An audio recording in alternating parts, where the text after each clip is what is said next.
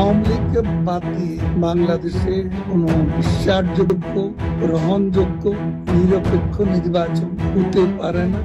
দীর্ঘ 10 মাস পর নীরবতা ভেঙে হঠাৎ মধ্যরাতে প্রকাশ্যে এলেন পতিত আওয়ামী লীগের সাধারণ সম্পাদক ওবায়দুল কাদের। দেশের চলমান রাজনৈতিক অস্থিরতার প্রেক্ষাপটে তিনি অংশ নেন একটি জনপ্রিয় অনলাইন টকশোতে। সেখানে সরাসরি নির্বাচন ইস্যুতে মুখ খুলে দেন স্পষ্ট বার্তা। আলোচনার এক পর্যায়ে তিনি বলেন, আওয়ামী লীগ বাদ দিয়ে বাংলাদেশের কোনো বিশ্বাসযোগ্য, গ্রহণযোগ্য, নিরপেক্ষ নির্বাচন হতে পারে না এবং তারা নিজেরাও আদৌ নির্বাচন দেবে এ ব্যাপারে আমরা যথেষ্ট সন্দিহান।